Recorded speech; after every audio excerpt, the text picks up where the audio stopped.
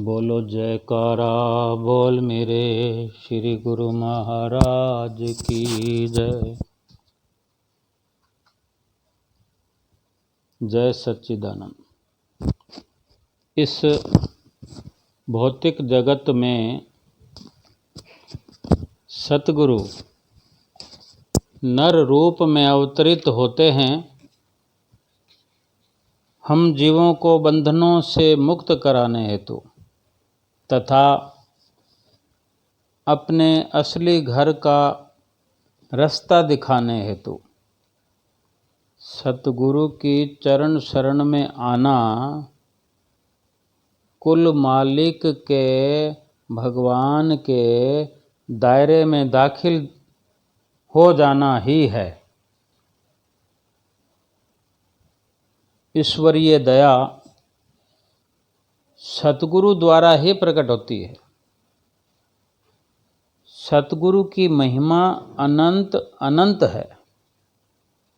जो भी जीव सच्चे दिल से सतगुरु की कृपा की याचना करता है, मांग करता है, निश्चय ही उस पर दिव्य अनुकंपा उतरती है।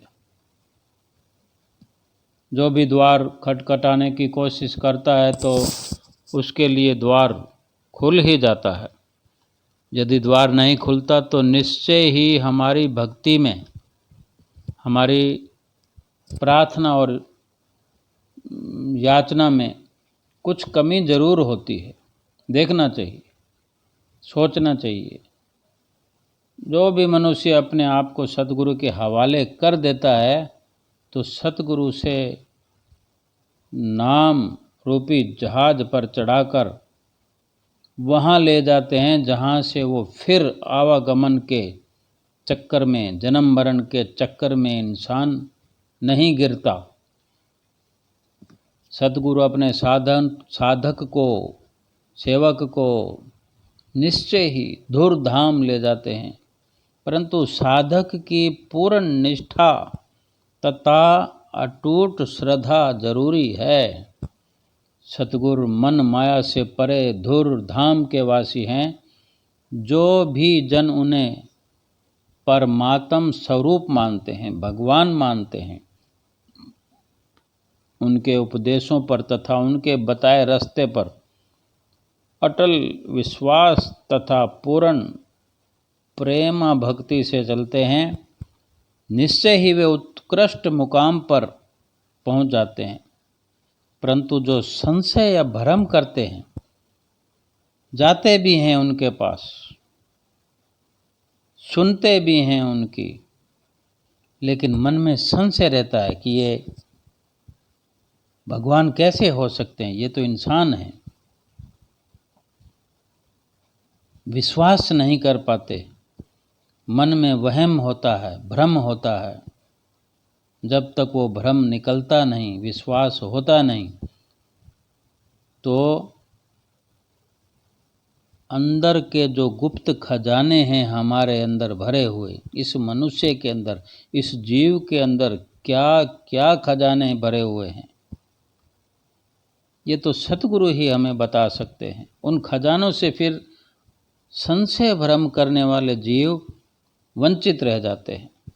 जो विश्वास रखते हैं, अटल श्रद्धा रखते हैं, वे अंदर के खजानों से, अंदर की दौलत से मालो माल हो जाते हैं। सारी दुनिया कहती है यूँ तो भगवान सबके अंदर है, भगवान कण कण में है, लेकिन उसको प्राप्त तो कोई विरला ही करता है।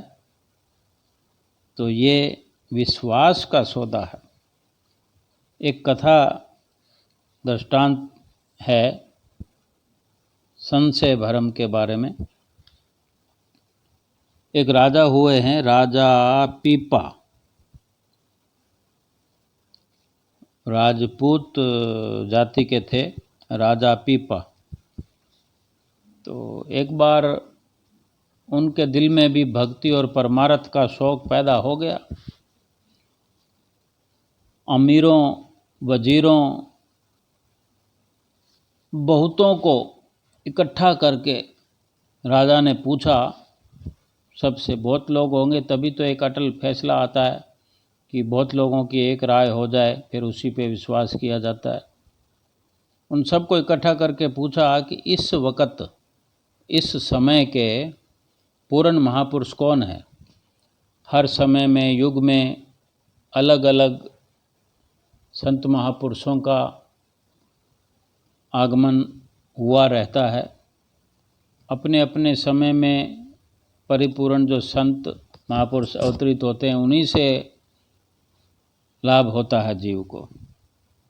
इसीलिए बार बार बोलचाल की भाषा में आता है कि वक़्त के पूर्ण महापुरुष सतपुरुष। तो सब ने यानी एक राय से कहा कि इस वक्त के जो पूर्ण महापुरुष हैं वो महात्मा रविदास जी हैं, जो जाति के हालांकि चमार थे, जूतियां बनाना वगैरह, चमड़े का काम करना। और जब राजा को जानकारी हुई, मन में सोचने लगे क्या करूं, परमार्थ जरूरी है, भक्ति करना जरूरी है। भक्ति का शौक जो पैदा हो गया, जब भक्ति का शौक पैदा हो जाता है तो वो भक्ति कर ही लेता है, उस पर कृपा बरसती है, संशय भ्रम भी दूर हो जाते हैं। देखो कैसे संशय भ्रम दूर होते हैं राजा के। परमार्थ भी जरूरी है और वो महात्मा जी जाति के चमार हैं, ये मन में चल रहा है उथल पुथल। तो राजा सोचने लगे कि वो जाति के चमार हैं महात्मा जी, तो अगर खुल्लम खुला जाता हूँ तो लोग क्या कहेंगे। दिल में प्रेम तो था, लेकिन ये विचार आ रहा है क्योंकि राजा के पद पर था। ये पद, वैभव, मान, बड़ाई, ईर्ष्या, ये सब भक्ति से दूर करते हैं। तो सोचा कि कहीं संत रविदास जी महात्मा जी अकेले में मिलें तो उनसे नाम ले लूं। तो इस उधेड़ बुन में राजा था। आखिर एक दिन ऐसा मौका आया कि गंगा स्नान का मेला आ गया। मेले तो आते ही रहते हैं। उस मेले में शरीक होने के लिए गांवों के गांव, नगरों के नगर सब उमड़ पड़ते हैं। गांव खाली हो जाते हैं, वहाँ सारी भीड़ लग जाती है। तो उस मेले में भी सारी दुनिया जो पहुंची, तो वो राजा के राज्य में जो जनता थी वो भी सारी की सारी चली गई। ऐसे पुनीत पर्वों पर, पुनीत कार्यक्रमों में हर कोई भाग लेना चाहता है। अब इधर तो राजा अकेला, उधर संत रविदास जी का मोहल्ला भी सूना। रविदास जी भी अपने घर में, कोई भी घर पर नहीं था उस मोहल्ले में, सारा मोहल्ला खाली हो गया। तो राजा चोरी चोरी फिर भी छुपते छुपाते संत रविदास जी के घर गए और अर्ज की, महाराज नाम दान दे दो। उस समय जिस वक्त राजा पहुंचा, संत रविदास जी चमड़ा भिगोने के कुंड में से पानी निकाल रहे थे। पानी की कुंडी बनी रहती है, उसमें चमड़ा भिगोया जाता है, निकाला जाता है, उसमें रखा जाता है पानी में। तो वो उसमें कुंड में से पानी निकाल रहे थे चमड़ा भिगोने के लिए। तो लोटा हाथ में था।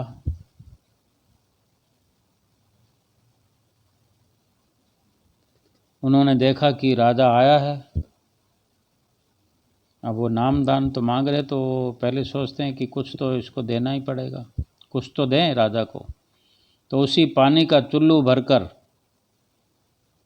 कहा, राजा लो ये चरनामत पी लो।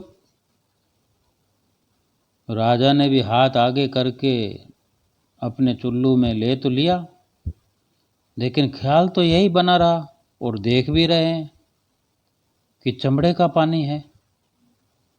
मैं क्षत्रिय राजपुत्र और फिर राजा,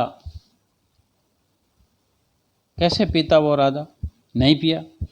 कुर्ता पहना हुआ था, खुली खुली आस्तीनों वाला, बटन तो लगते नहीं थे, खुली आस्तीनें होती थी। ऐसे हाथों को ऊपर किया चुल्लू के हिसाब से, और वो आस्तीन के अंदर अपने हाथों के सहारे वहाँ से होता हुआ आस्तीनों के अंदर वो चुल्लू भर जो अमृत था, पानी था, चला गया।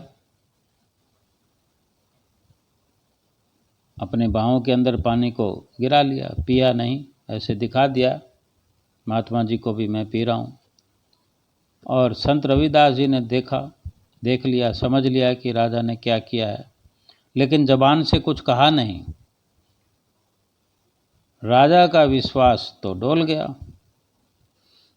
वो भक्ति करना चाहता था, भक्ति का शौक लगा हुआ है, लेकिन ये भूल गया कि सतगुरु को परमात्म स्वरूप मानना चाहिए हर स्थिति में, हर परिस्थिति में। सतगुरु तो सतगुरु है। जब निर्णय करके आया है कि इस वक़्त के महापुरुष संत रविदास जी हैं, सब ने समर्थन किया, लेकिन राजा ने विश्वास नहीं किया और वहाँ पर भी उसका विश्वास डोल गया। उनके वचनों और उपदेशों पर श्रद्धा सहित आचरण करना चाहिए था, नहीं कर पाया। राजा घर चला गया। अगले दिन राजा की पोशाक पर जहाँ जहाँ चरणामृत के छींटे पड़े थे वो धब्बे नजर आने लगे। उसी वक्त धोबी को बुलाया और हुक्म दिया कि इसी वक्त इस कुर्ते को धोकर लाओ। धोबी घर ले गया और अपनी लड़की से कहा कि कुर्ते की बाहों को मुंह में लेकर चूसो ताकि दाग निकल जाए और जल्दी साफ हो जाए। ये कहकर धोबी काम में लग गया। हर किसी का काम करने का ढंग होता है। वो लड़की जो धोबी की थी, जहाँ जहाँ दाग लगे हुए थे वो दाग चूस कर थूकने थे, वो थूकने के बजाय अंदर निगलती गई, क्योंकि उसको अच्छा लग रहा था। उसको शुद्ध बुद्ध भूल गई। वो थूकना है कि गिटना है ये भूल गई। ये उस प्रभु की कृपा थी, सतगुरु की कृपा थी। वो अंदर निगलती गई और लड़की की दिव्य दृष्टि खुल गई। जो राजा की खुलनी थी वो उस बच्ची की खुल गई, धोबी की लड़की की। और वो ज्ञान ध्यान की बातें करने लगी। होते होते होते ये सारे शहर में खबर फैल गई कि एक धोबी की लड़की बड़ी संत है। आखिर राजा तक बात पहुंच गई। दिल में खींच तो लगी हुई थी, भक्ति की चाह लगी हुई थी, विराग तो उमड़ रहा था। एक रात वो धीरे धीरे छुपते छुपाते धोबी के घर जा पहुंचा, क्योंकि वो भी तो छोटी जाति का था, छोटा बंदा था। जा पहुंचा धोबी के घर। लड़की राजा को देखकर हाथ जोड़कर उठ खड़ी हो गई, क्योंकि उसके संस्कार बदल गए थे। राजा ने कहा, देख बेटी, मैं तेरे पास भिखारी बनकर आया हूँ, मंगता बनकर आया हूँ, राजा बनकर नहीं आया। लड़की ने कहा, मैं आपको राजा समझकर नहीं उठी, बल्कि मुझे जो कुछ मिला है वो आपकी कृपा से मिला है। राजा ने हैरान होकर पूछा कि मेरी कृपा से? वो कैसे? लड़की ने कहा, जी हाँ, मुझे जो कुछ मिला है आपके कुर्ते से मिला है, और जो भेद था आपके कुर्ते में ही था। ये सुनकर राजा को सब याद आ गया। राजा पीपा जो थे उस वक़्त रोने लगे। राजा रोने लगा और अपने आप को कोसने लगा। धिक्कार है ऐसे मेरे राज्य को, धिक्कार है मेरे क्षत्रिय होने को। क्या कह रहा राजा, कैसा अपने आप को महसूस कर रहा है। हे अहंकार, तेरा बुरा हो, तूने मुझे परमार्थ से खाली कर दिया।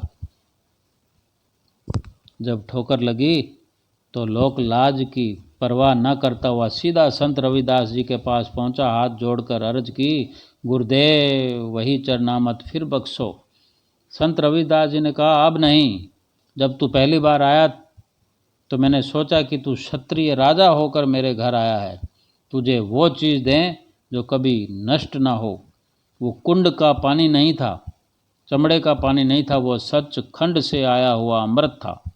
मैंने कहा, मैं रोज़ पीता हूँ, आज राजा भी पी ले।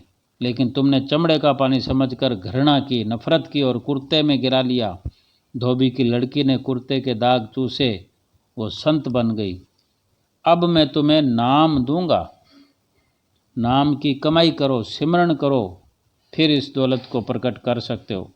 राजा को समझ आ गई, विश्वास हो गया, शौक था नाम दान लेकर फिर कमाई की। सतगुरु तो दयाल होते हैं, जीव की भूल को बख्श कर उन पर द्रवित होकर दया करके रूहानी दात लुटाते हैं, रूह का भला करते हैं, जिसे पाकर जीव अपार शांति, अनंत सुख, शाश्वत आनंद प्राप्त करता है तथा जीवन के चरम लक्ष्य यानी आत्म साक्षात्कार की प्राप्ति होती है। ज्यों सूरज का प्रकाश फैले चहुं और एक सा, त्यों मालिक की कृपा का मेह बरसता एक सा। अवसर मिले हर जीव को, फर्क नहीं होता कोई, मुक्ति पथ पर अग्रसर होए जितना भी कोई। बोलो जयकारा, बोल मेरे श्री गुरु महाराज की जय।